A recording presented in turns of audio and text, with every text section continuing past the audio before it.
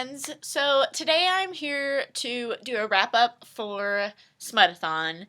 I had originally planned to have a reading block, and I sat down to edit it together, and it was like 8 minutes long of updates every other day, saying what I finished and that I didn't know what I was going to pick up next, and not really talking about the books. So we're going to do a wrap up instead of a reading vlog.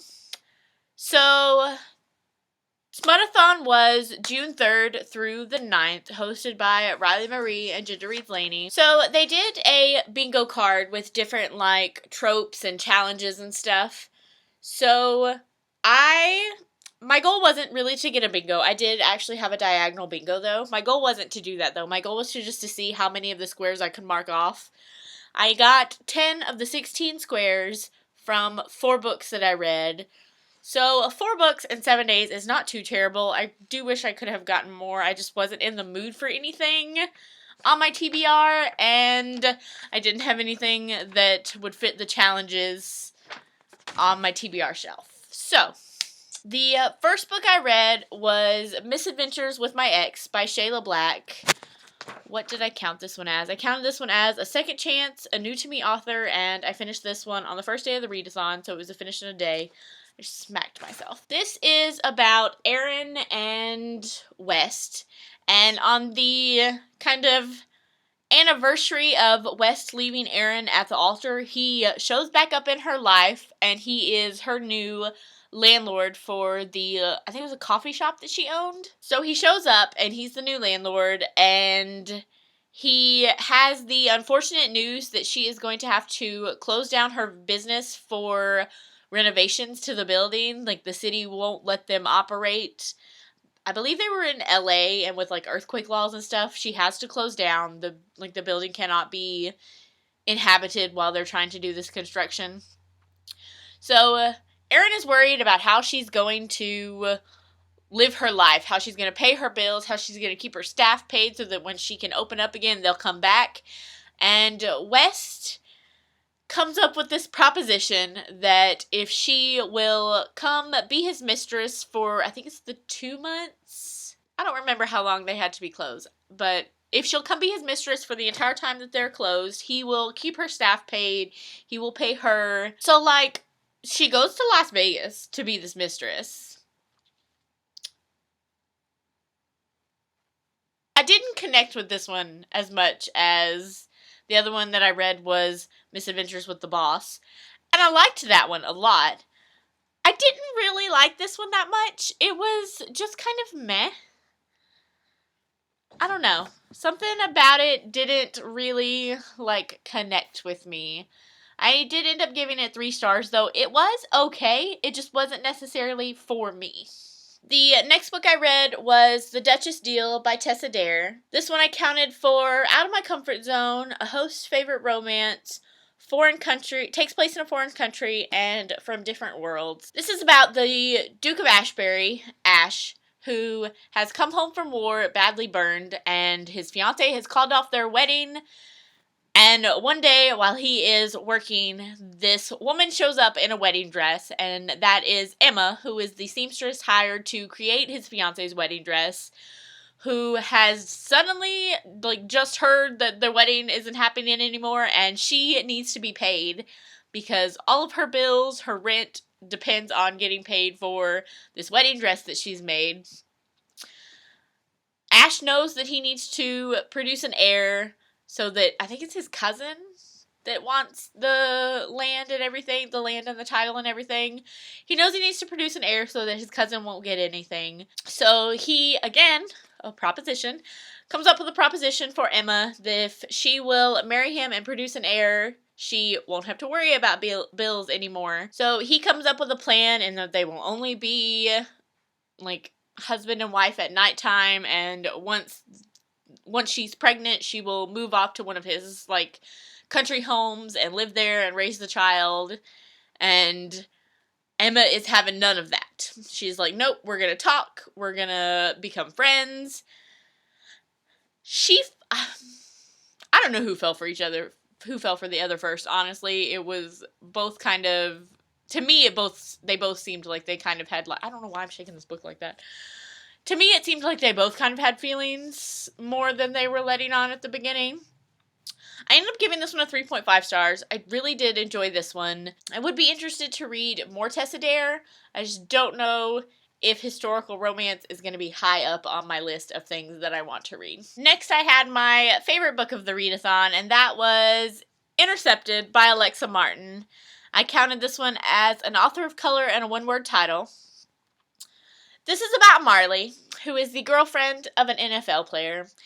And she has been the girlfriend of an NFL player for, I think it was going on 10 years, or just over 10 years. And she has to do all of the things that a wife of an NFL player would do, the charity work, the meeting with other wives and stuff like that. And she doesn't really get along with the other wives because they kind of always, like, make comments about how she's not really a wife, she's only a girlfriend and stuff. So her boyfriend, I think he was a wide receiver, and the team ends up getting a new quarterback, which is someone she had a one-night stand with years previous and had never seen since then and didn't plan on seeing since, like, at any point. But they show up, and she still kind of feels a connection to him, like she feels drawn to him. And then she finds out that her boyfriend of 10 years has been cheating on her for a while. When she finds out and she is preparing to leave the boyfriend, the guy she hooked up with is there too because they're hanging out as teammates. He whisks her away and helps her get away from the boyfriend that was cheating. So Marley is a single woman now, and she's trying to just live her life, and she always seems to be caught back up with, what was his name? She always seems to be caught back up with Gavin, the guy that she hooked up with and never meant to see again. And this is their story of their romance and her overcoming the past relationship.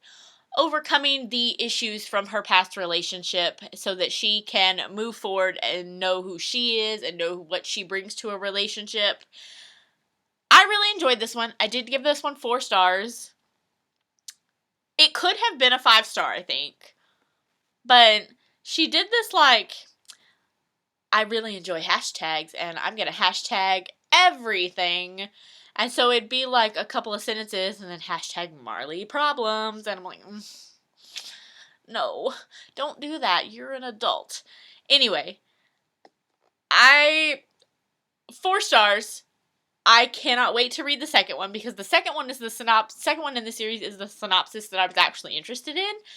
So I can't wait to pick that up. But I did give this one 4 stars and was pleasantly surprised. I did not expect this. And finally, the last book that I read was Hang Tough by Lorelei James. This is part of her Blacktop Cowboy series. Don't ask me what number. I'm never going to know what number these books are. I counted this one as an enemies to lovers, but it wasn't really enemies to lovers. They were just kind of on different sides of an issue. This is about Tobin and Jade. Tobin is the good guy. Everyone calls Tobin when they need something. He's always there for people. He believes that's why he hasn't ever settled down, is that everybody always sees him as a good guy and nobody ever sees him as, like, the heartthrob that you want to be with. So Tobin is enlisted by one of the older ladies in the town to move into her house and help keep her son, who lives in New York City, from coming in and taking over and moving her to a, like, nursing home, I guess is what it would be. So Tobin, being the good guy that he is, does this, and then the woman's granddaughter shows up instead of her son.